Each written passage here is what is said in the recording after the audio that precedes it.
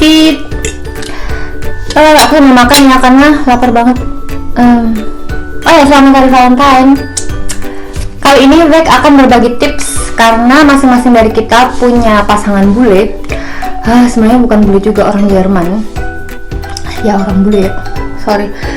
Jadi kali ini kita akan berbagi tips bagaimana cara mendapatkan pasangan orang asing atau bule, dan cara melihat bagaimana cowok itu atau pasangan kita itu tipikal orang yang berkomitmen.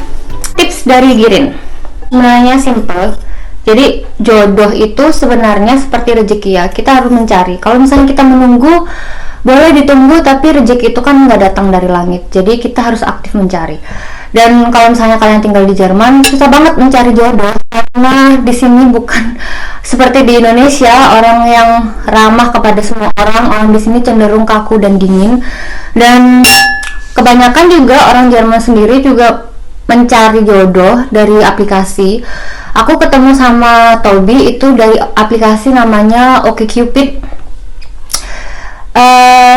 OkCupid. Waktu itu Tinder ada juga, tapi nggak berfungsi dengan baik buat aku.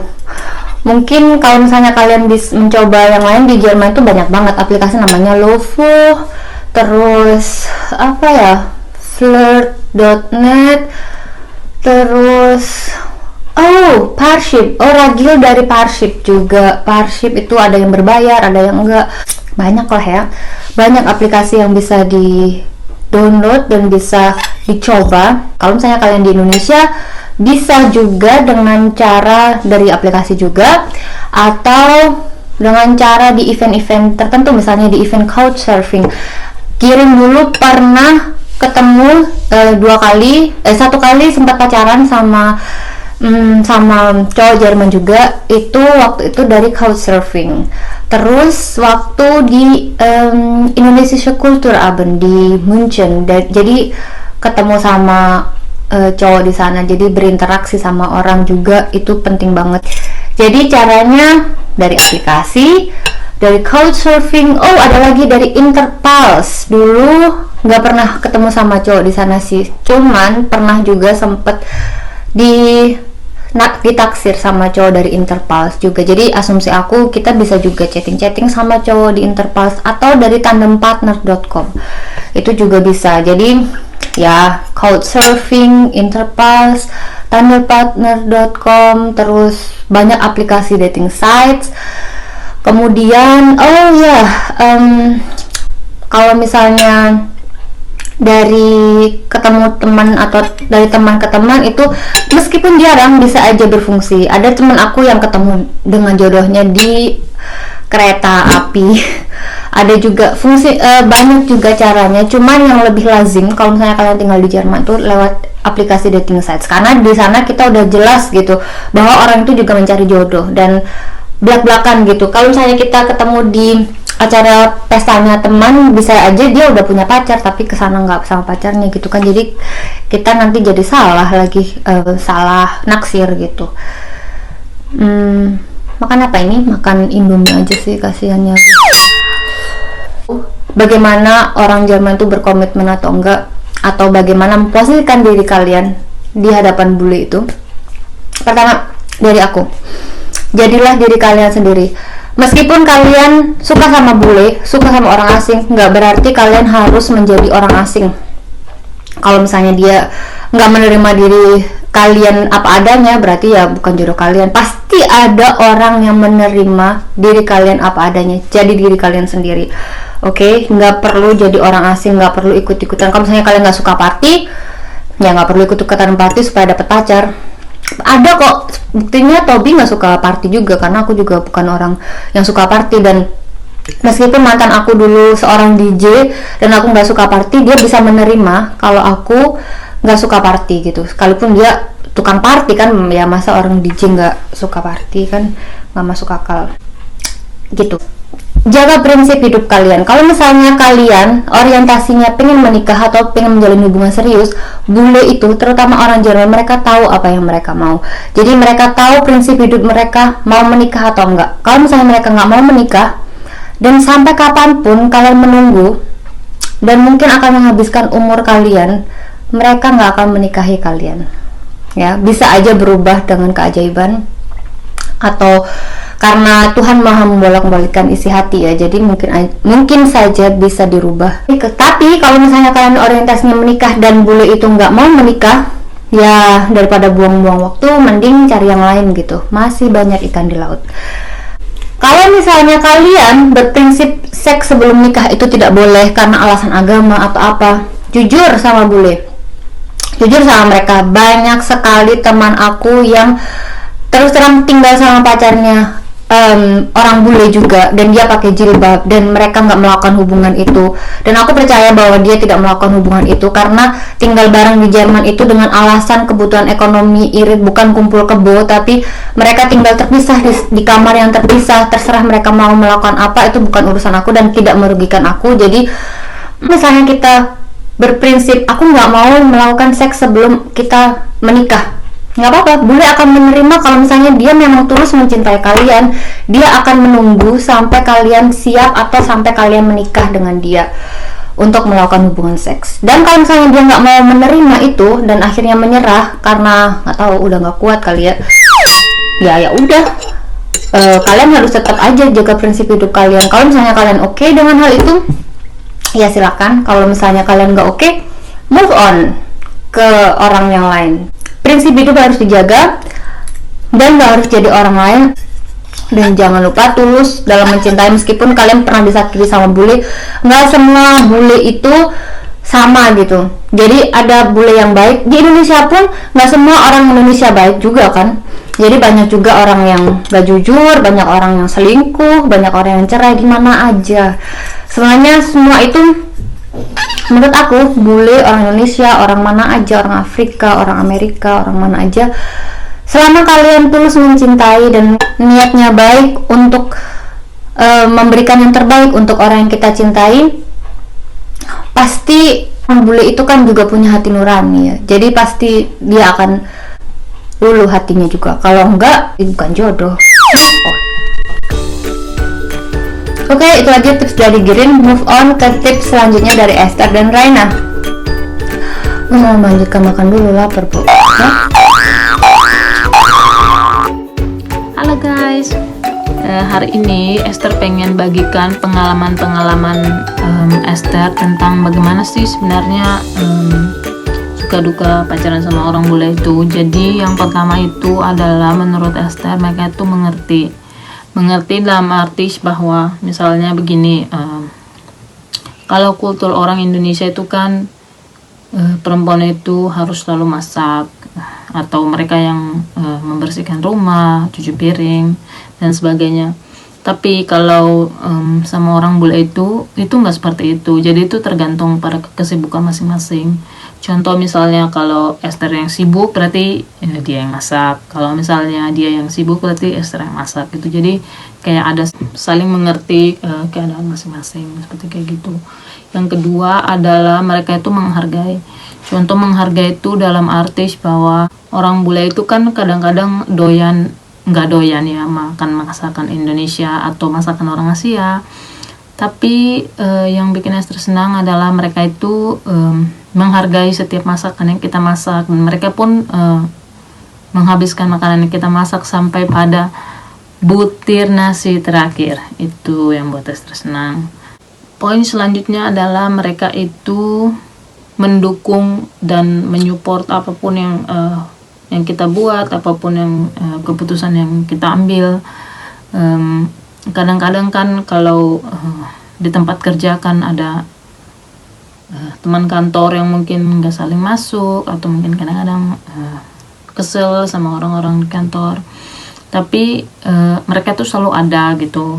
Mereka tuh mau mendengar, mereka menghibur, mereka tuh benar-benar mendukung apapun yang kita buat, seperti itu. Terus yang selanjutnya adalah mereka royal.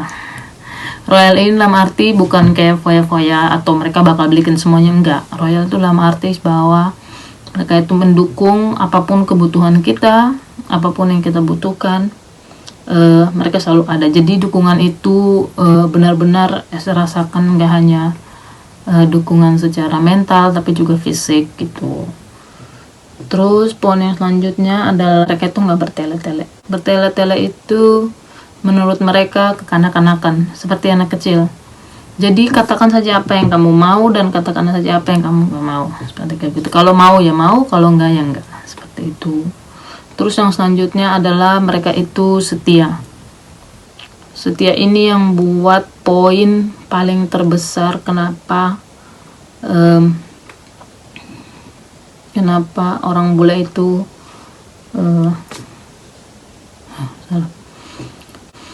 poin selanjutnya adalah setia.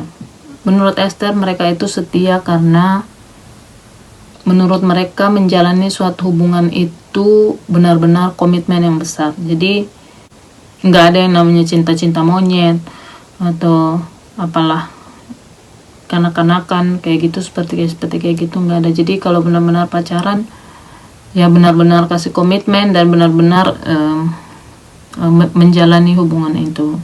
Untuk dukanya sebenarnya itu bukan duka sih, sebenarnya itu seperti yang Esther lihat tuh seperti mungkin karena berbeda kultur jadi agak berbeda sedikit. Jadi orang bule itu mereka tuh direct dalam arti kalau mereka nggak suka mereka langsung bilang, dan itu nggak boleh masukin hati, kamu nggak boleh sakit hati karena itu memang apa yang mereka rasakan, apa yang mereka pikirkan.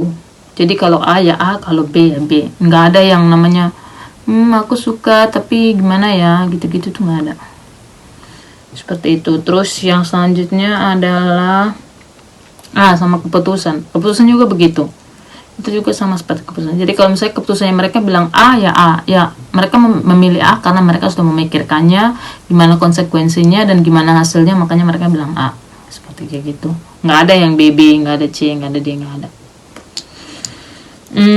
Dan tips-tipsnya sendiri seperti orang bule itu suka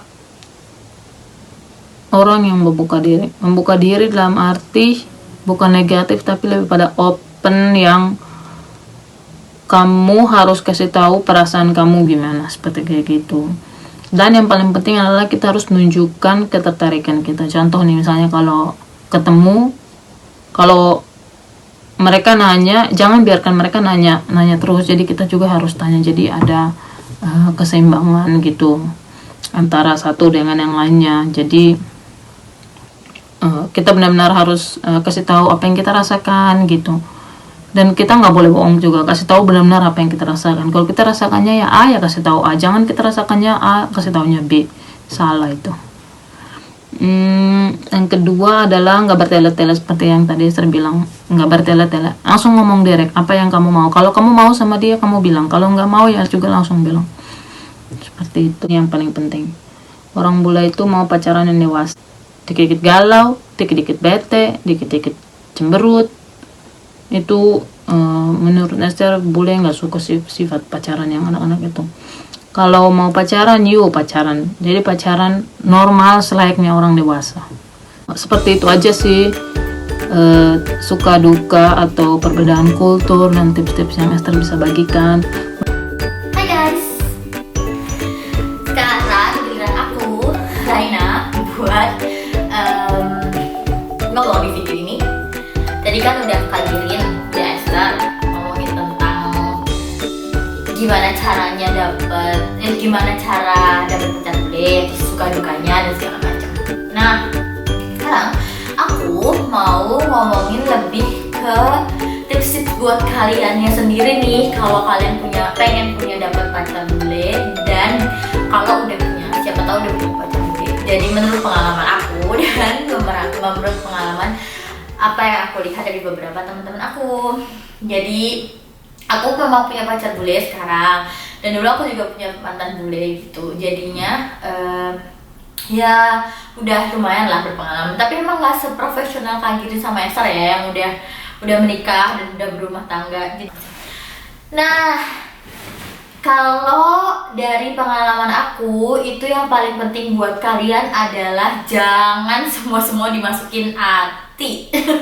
Jadi karena mereka itu, tadi kan Esther udah bilang, karena mereka itu orangnya terlalu direct, terlalu terus terang. Jadi jangan semua dimasukin hati. Jadi kalau misalkan mereka tuh mengingatkan sebenarnya untuk kebaikan kalian gitu. Cuma karena kita orang Indonesia, kita tuh sakit hati gitu kalau diingetin. Kita tuh lebih suka yang orang pura-pura atau basa-basi atau apa gitu ya buat gak kita sakit hati. Cuma emang mereka tuh nggak ada kenal basa-basi segala macam. Kalau emang nggak bagus ya nggak bagus gitu. Nah itu tuh kadang sering banget terjadi sama aku, terjadi beberapa teman-teman aku itu sakit hati sih. Emang sakit hati banget, orang kita udah berusaha, kita udah berusaha, udah misalnya kayak ngerjain tugas gitu ya, kita udah ngerjain tugas berjam-jam segala macam, terus dia tiba-tiba bilang aja gitu, nggak bagus, kok aku nggak paham sih gitu. Sakit. Ya tipsnya adalah jangan semua dimasukin hati. Ingat aja mereka tuh pengen kayak gitu tuh buat kebaikan kita, kayak gitu aja. Terus tapi mereka tuh menghargain kok kalau misalkan emang keputusan yang kita ambil kayak gini dan mungkin menurut mereka nggak bagus segala macam, tapi kita misalnya kekeh aku pengennya kayak gini, aku mantep kayak gini, ya udah mereka pasti akan menghargai. Jadi tenang aja. Sama adalah yang kedua, yang paling penting adalah bahasa. Ya kan kalian tahu ya, komunikasi, bahasa itu paling penting dalam komunikasi. Gimana kita berkomunikasi kalau nggak ada bahasa kan? Nah itu tuh yang paling berat, juga bukan paling berat sih, salah satu yang paling terberat dalam pacaran sama orang yang bukan satu negara sama kita, karena itu tuh adalah perbedaan bahasa. Kalau kayak aku di sini adalah aku tinggal di Jerman, aku kuliah pakai bahasa Inggris, pacar aku orang Jerman. Pasti dia akan lebih nyaman berbicara pakai bahasa Jerman. Tapi karena aku bisa bahasa Jerman, tapi aku ya bahasa Jerman buat daily conversation aja sih, nggak yang sampai mendalam, yang sampai benar-benar bagus gitu, enggak. Karena memang belajar bahasa itu susah ya. Nah, salah satu yang aku rasain itu karena aku juga pengen terus belajar bahasa Jerman. Jadi kita kayak kadang ngomong pakai bahasa Jerman. Cuma untuk misalnya diskusi, kayak misalnya diskusi masalah apa lah, bantal kayak pemilihan bantal, tanaman kayak atau apa, itu tuh kayak kadang aku nggak bisa menyampaikan dengan bagus gitu loh, dengan baik dan benar, karena harus mikir kosakatanya apa, harus mikir apa. Nah, apalagi kalau kita diskusi masalah kayak masalah kita yang harus kita selesaikan. Nah, itu tuh susahnya minta ampun, karena kadang kita ngomong pakai bahasa Jerman juga susah, ngomong pakai bahasa Inggris juga belepotan gitu. Apalagi kalau lagi ngomong panjang lebar terus dibenerin. Annoying banget gak sih? Kayak dibenerin, tau gak sih? Kayak misalnya kalian udah ngomong panjang lebar nih, abis itu cara ngomongnya nggak gini tau, itu pronunciasinya nggak kayak gini, ini kayak itu tuh kayak sangat kayak ngeselin banget. Terus kayak lu tau gak sih kalau gue tuh lagi emosi gitu, kenapa lu harus benerinnya sekarang? Nah itu tuh yang kayak gitu loh, itu tuh bener-bener yang kayak itu lo kalian tuh harus kayak siap buat kayak gitu, harus siap terus-terusan belajar bahasa itu tuh. Apalagi kalau misalkan kita udah capek nih, kalau misalnya aku tuh udah capek di kampus, di kerja gitu ya, terus kita pengennya di rumah atau pengennya pas nelpon, pas makan gitu, itu tuh kayak ya udah gitu, gak usah pakai mikir lagi karena kita udah capek banget kan seharian gitu. Tapi kalau sama pacar sama orang bule itu tetap harus mikir, tetap harus pakai bahasa Jerman, pakai bahasa Inggris atau apa, itu tuh capek banget. Nah sama yang terakhir adalah, yang paling penting adalah lupakan masalah cowok itu harus ngebayarin ceweknya terus menerus. Enggak. Kalau di sini nggak ada cowok Jerman, bule-bule Jerman di sini tuh ngebayarin cewek-ceweknya terus, tuh nggak ada. Jadi kayak ya bukan berarti cowok kalian itu pelit, bukan berarti cowok aku tuh pelit atau apa, tapi memang nggak ada budayanya gitu loh.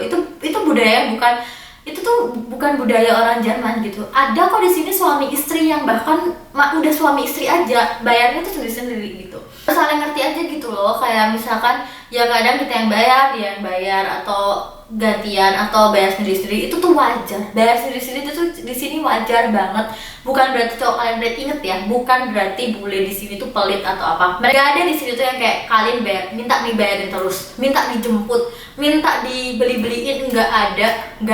Jadi jangan harap ya, kalau misalnya kalian masih dengan prinsipnya kayak gitu, pacaran aja sama orang Indonesia. Tapi kalau sama orang bule nggak ada. Jadi ya kalian tuh harus benar-benar dituntut mandiri. Kalau misalkan kita mau ketemuan di mana, makan di mana, ya kita berangkat sendiri, ya udah nggak apa-apa, dia berangkat sendiri. Nggak ada yang misalkan aku dijemput dong gini-gini, enggak. Lah gimana kalau dia nggak punya mobil?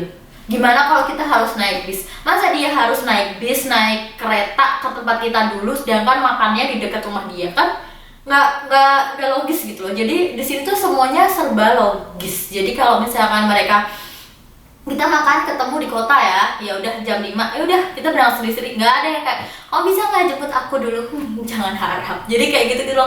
Jadi di sini tuh dituntut mandiri. Kalau mau sama orang Jerman ya kalian harus mandiri dari segi-segi kayak gitunya, kayak gitu. Jadi yang paling penting itu ya sama ngerti ya, jadi sama-sama ngerti, sama-sama memahami itu pasti. Tapi kalau sama bule itu tuh penyesuaian bahasa, penyesuaian kultur, penyesuaian sifat, penyesuaian gaya hidup itu tuh beda banget. Jadi kalian harus bener kayak baru gitu loh di sini. Kita tuh kayak jadi orang baru aja gitu di sini. Dan kita nggak boleh berhenti buat belajar, berhenti buat mengerti dan kayak gitu. Jadi jangan dianggap jadi punya pacar bule tuh semuanya enak, serba enak, kaya lah apa mereka, enggak. Jadi ya itu tergantung bulenya masing-masing. Cuma kita harus dituntut banget buat mandiri sih sebenarnya juga kayak gitu. Jadi kayak bisa sama-sama belajar aja belajar kultur, belajar semuanya itu kan menyenangkan. Jadi kayak gitu aja tips yang bisa aku beriin saat ini. Kalau misalkan kalian ada pertanyaan atau apapun, komen aja di bawah, nanti kita bisa jawab atau kita bikinkan video tentang pertanyaan-pertanyaan kalian. Jadi kalau kalian merasa video ini ada manfaat